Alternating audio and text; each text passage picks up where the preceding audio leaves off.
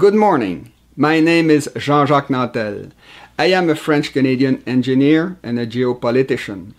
Today, I start translating in English a series of videos I made in French about the gigantic crisis which will dominate the rest of our lives in the coming 1,000 years. This crisis is inevitable because it has an environmental origin. We are simply too many on the planet for the available resources. The world population keeps increasing. Most of our technologies are harmful to the environment. The pollution we produce keeps growing exponentially, while the natural environment are collapsing at an exponential rate. Both curves diverge at an alarming rate. This is a very fundamental problem because only our natural environments can absorb the billions of tons of garbage mankind produces. It is very simple. We just don't know how to produce economically the air, the water, and the food which would allow 100 astronauts to survive on the surface of the moon.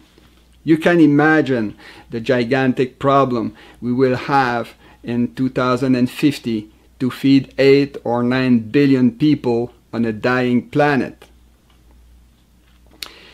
Normally people, even educated people, don't really understand what it means, an exponential growth. Because you were born in it, it doesn't shock you to learn that a certain company doubles in size every 5 years, or that a city in the developing world can grow at an annual rate of 5%. To show you how crazy such growth rates can be, let me give you an example. If I was asking you to fold a sheet of paper in 2, in 4, in 8, in 16, and in 32, which means 5-fold, it would probably take you less than a minute to perform that task. If I was then asking you to keep folding that sheet of paper 50 times, a quick calculation would tell you that it could be done in less than 10 minutes. But no, you would never, ever be able to do it, because whatever the thickness of paper you would use, the total thickness of paper produced would be many times the distance between the Earth and the Moon. This is amazing, but this is a fact. This is what it means, an exponential growth. This simple mathematical fact means that the economic and demographic collapse I will describe in the present series of videos will not be one scenario among others for the future of mankind. It will be the inevitable and certain consequence to the fact that we are presently destroying the natural environment which produces the air, the water, and the food we consume. Sooner or later, like it or not, mankind and its economy will decline until they reach a level where the last remaining natural environment will be capable to absorb all the pollution we produce. One of the reasons why this outcome is inevitable is because human beings keep thinking and reacting as slowly as their prehistoric ancestors in a century where everything keeps accelerating. This acceleration is largely due to the fact that our modern societies keep using more and more energy on a planet which doesn't grow in size. Like water rushing out of a squeezed garden hose, everything keeps accelerating. All over the world, people move faster, farther, and more often. Machines and computers work faster. Our weapons are more and more powerful, and massive amounts of information are transmitted at the speed of light. As a result, history itself keeps accelerating. Things go so fast these days that the world as we know it could be totally changed in minutes if, for example, the Chinese stock market was to collapse, or if an atomic bomb was detonated over Tel Aviv, Beijing, or New York. If an even larger catastrophe was to happen, nobody would know how to react because we don't have the technologies, the concepts, and the theories to face an era of economic collapse. We never lived in a permanently decreasing economy. For instance, nobody knows how to reduce the area of a factory floor from 100,000 square meters the first year to 90,000 square meters the second year to 80,000 square meters the third year, etc. If a company tries to do that, it would go bankrupt. For all those who still doubt that our natural environments are in an exponential decline, let me use some data and graphs which are in the public domain and that I can use freely. By the way, I always put at the end of my videos a bibliography which allows viewers to verify everything I say.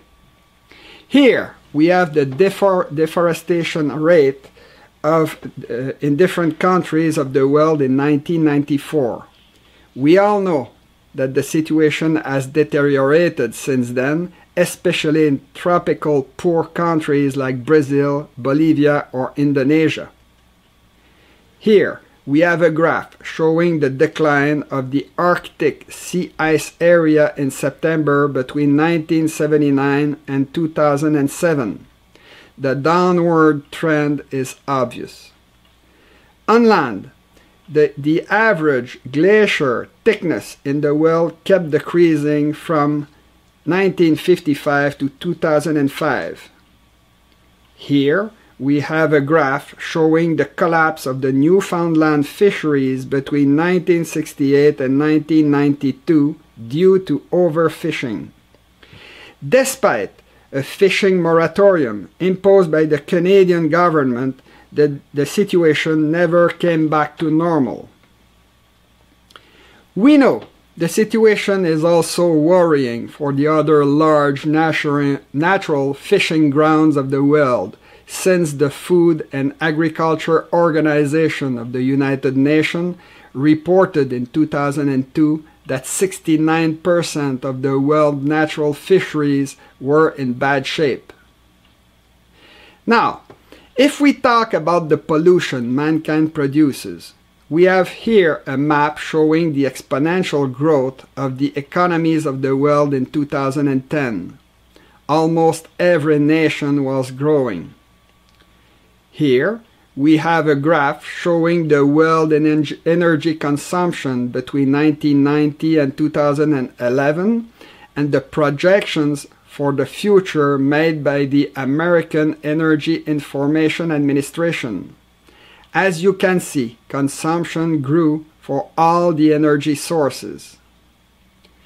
In 2008, the U.S. Department of Agriculture projected that the global trade of cereals would keep growing, and it did, as you can see with the bibliography at the end of the video.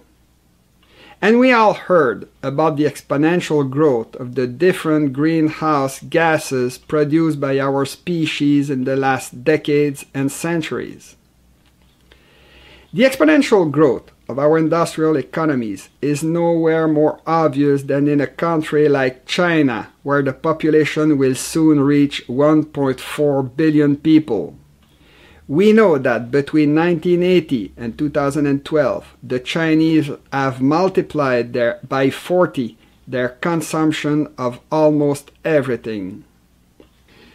We are talking here about a real multiplication by 40. It takes into account inflation. Specialists call it purchasing power parity. During those years, the Chinese economy has doubled in size every 7 years on average. Even if the future Chinese economy was to double in size every 10 years rather than 7, is it conceivable that our sick planet will be capable to support 80 China of 1980, 10 years from now, and 160 China of 1980, 20 years from now. And don't forget that more than 100 nations in the developing world are trying to copy the Chinese success. That includes India, which very soon will have more than 1.3 billion inhabitants.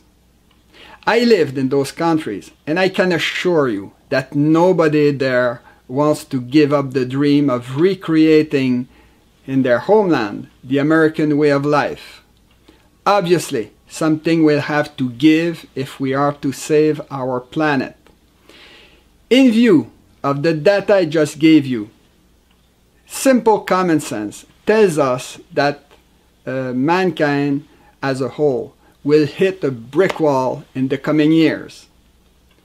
When I say that, some people always tell me that they don't want such a crisis, that they prefer their present way of life with their unpaid house, their pool, their 2 cars, etc.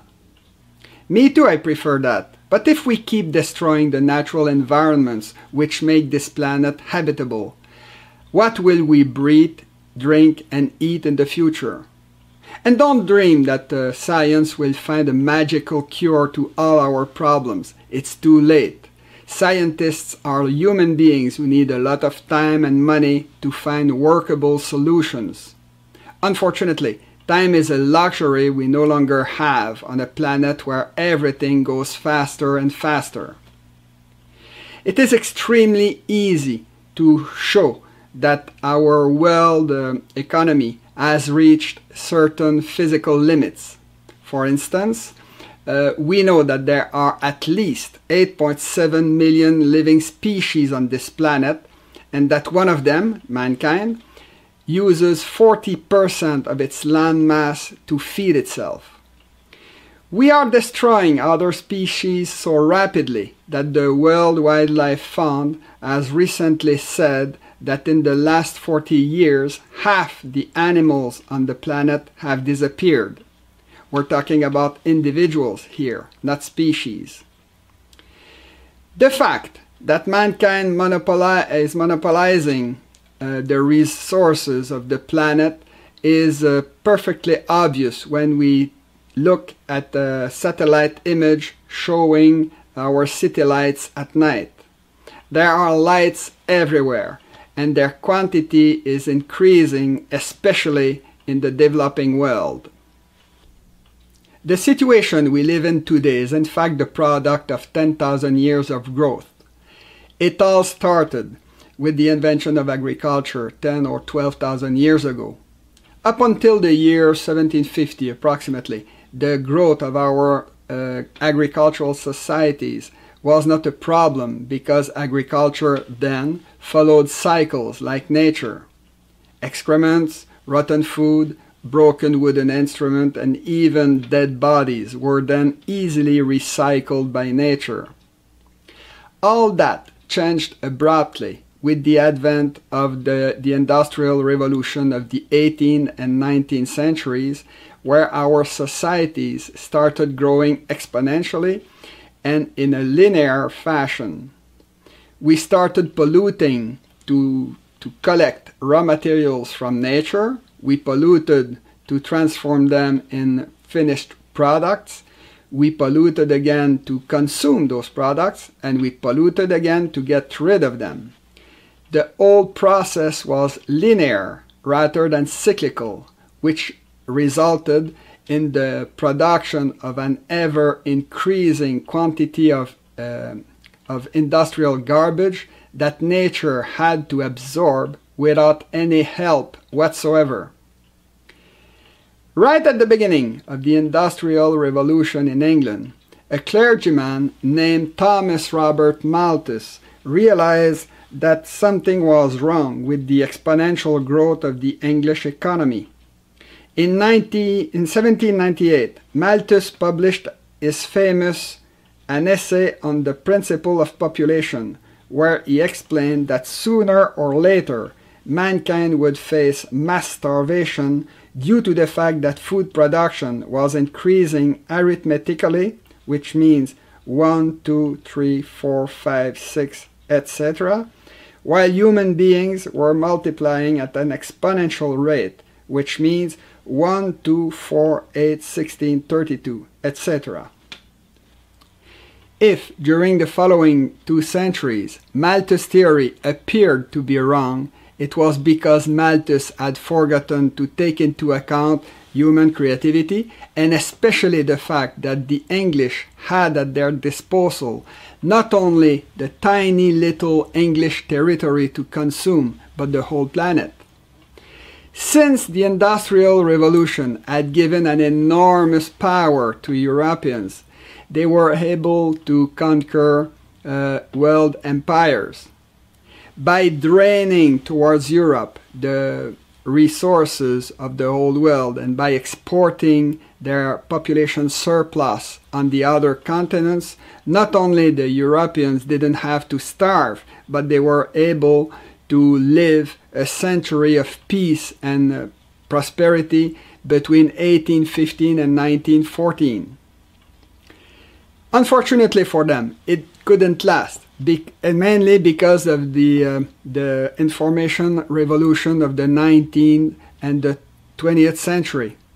By using Western's invention like the telegraph, the telephone, the television, or the internet, the other nations of the world quickly learned all the best tricks of the Westerners before finally kicking them out of their homelands.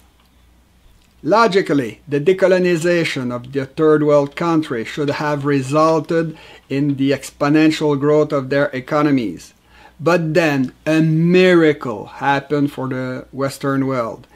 Left-wing ideologies like communism and socialism became extremely popular in the newly independent countries, where government adopted a series of anti-capitalist measures which retarded for decades their economic development.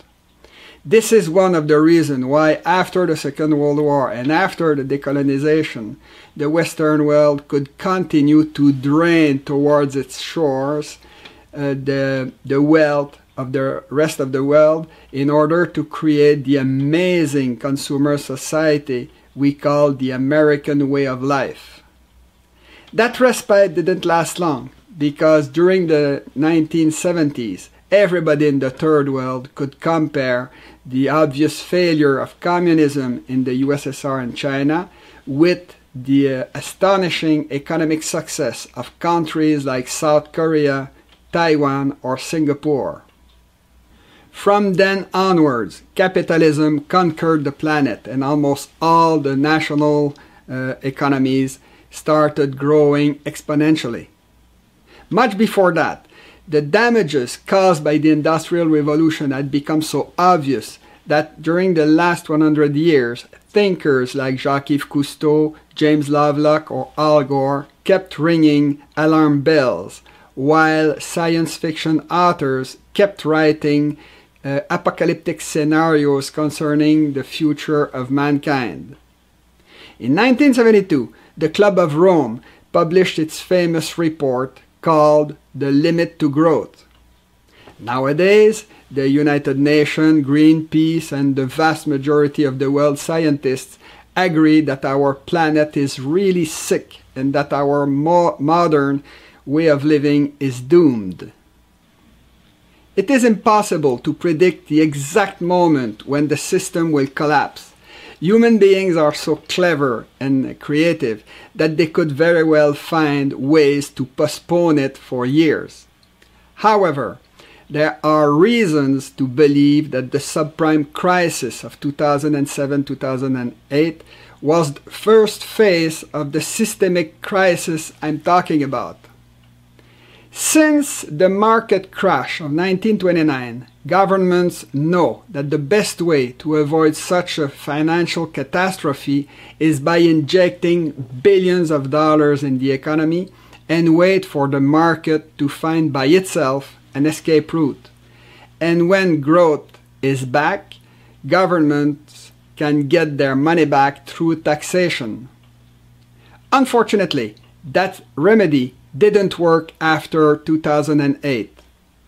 To jumpstart the economy, The governments and the central banks of the industrialized world decided to throw good money after bad in the system.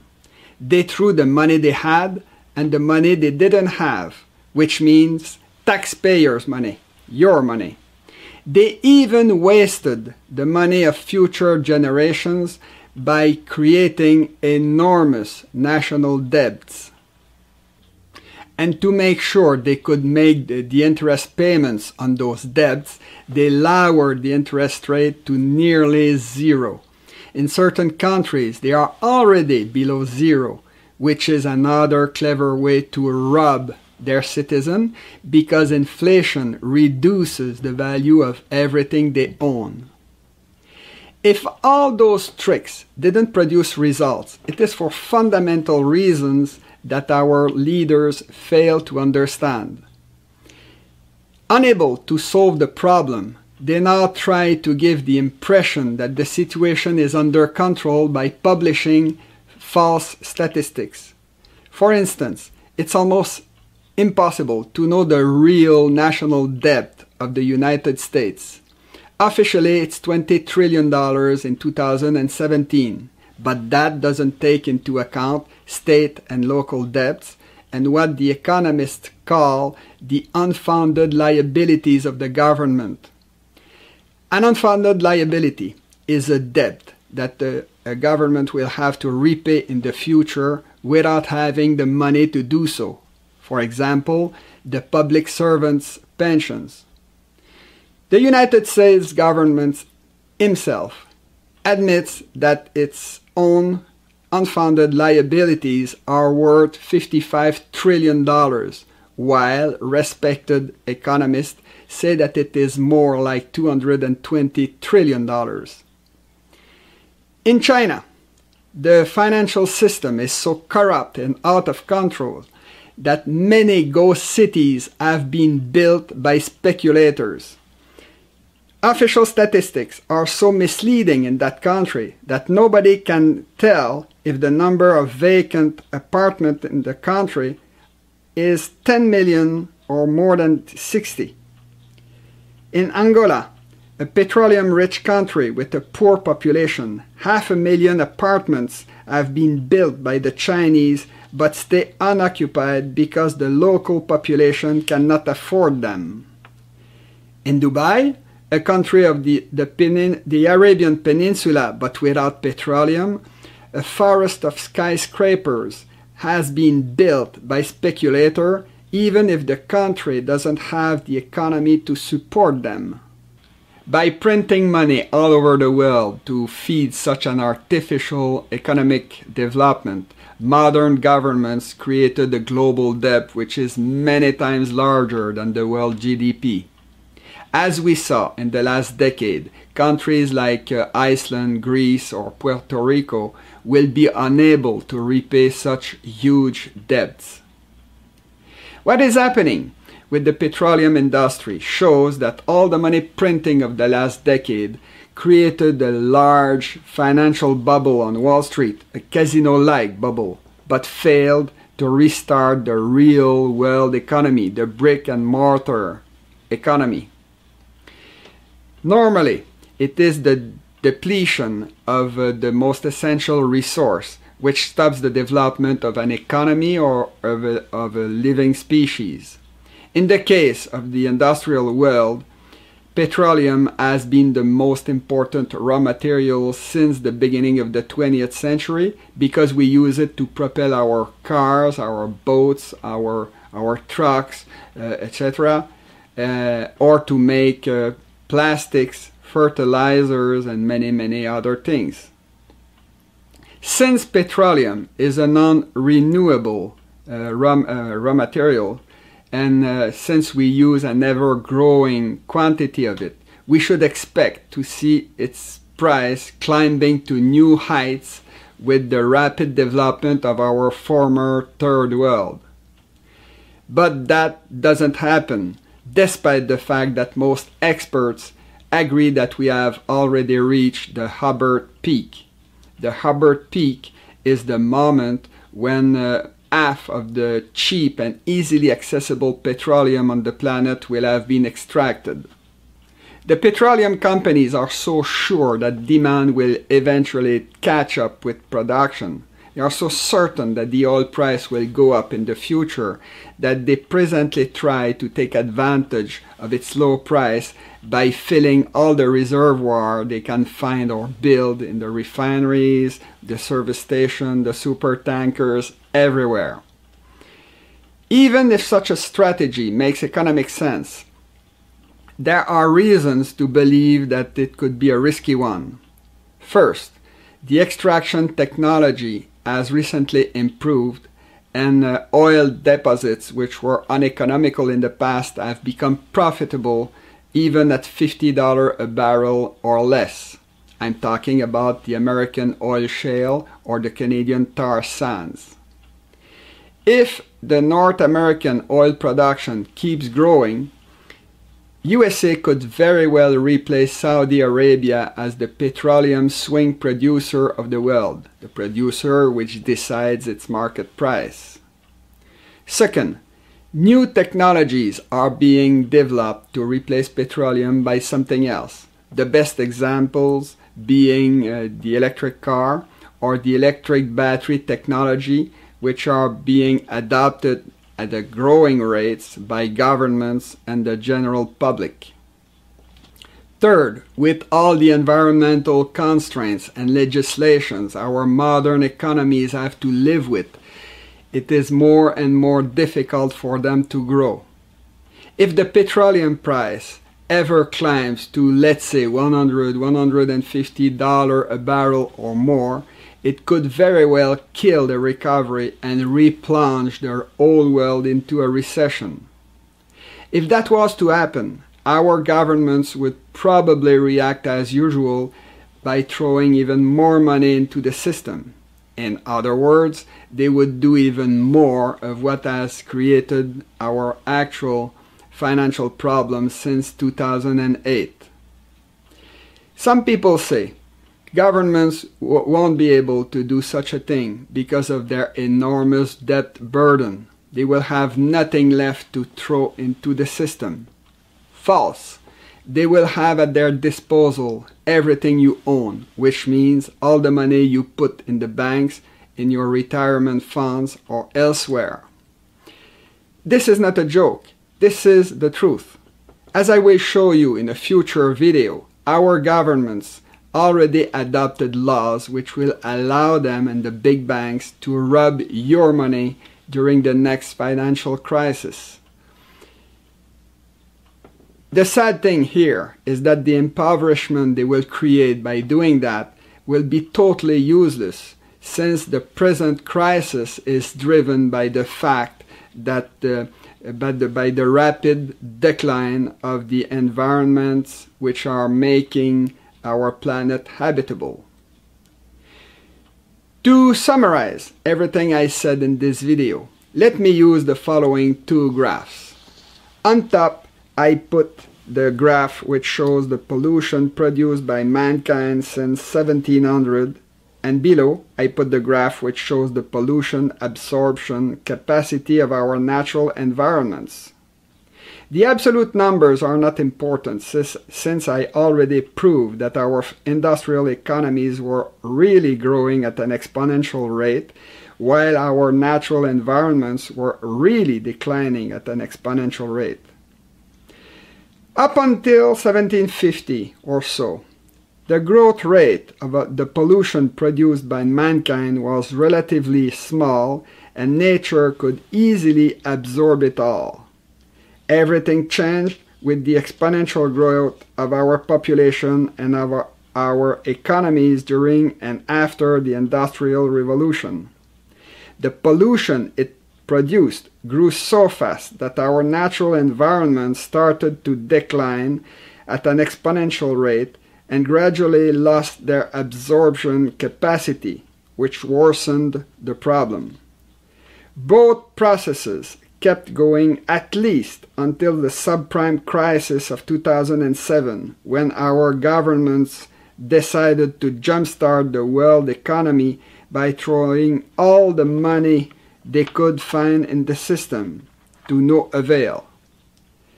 Our natural environments, of course, kept declining along with their absorption capacity. In the future, when our governments will have spent the last available resources to save the financial system, reality will take over and history will start being guided by the gigantic environmental problems we will have created. Governments will then be too poor to finance the costly research necessary to find solutions to our problems. In many cases, they will not even be able to provide clean water to their citizens who will stop being protected against epidemics. In many countries, it's already the problem. Most of the food we will then consume will have been grown in poisoned environments, and most natural resources will have been depleted to the point that many industrial products will become unaffordable. The result of it all will be a general economic and demographic decline of mankind through famines, epidemics, wars, and sometimes regional atomic conflicts which will affect the whole planet. And nobody will have enough reserves to help the poorest of the poor or to restore order. We already live in an international chaos anyway. Of course, the decline I'm talking about will not be total or general. As I will show in a future video, many countries will suffer much less than others. In fact, our decline as a species will probably follow a zigzag pattern with periods of small economic recovery followed by further declines. The decline will keep going until the few remaining natural environment will be capable to absorb all the pollution produced by mankind. When that very low threshold will have been reached, our natural environments will stop deteriorating and will make a slow comeback. This is when mankind will find its new viable economic and demographic level. For the first time in 10,000 years, a new equilibrium will exist between our species and its natural environments. I thank you in advance to subscribe to my channel, to give the thumb up, and to recommend my videos to your friends. See you next time.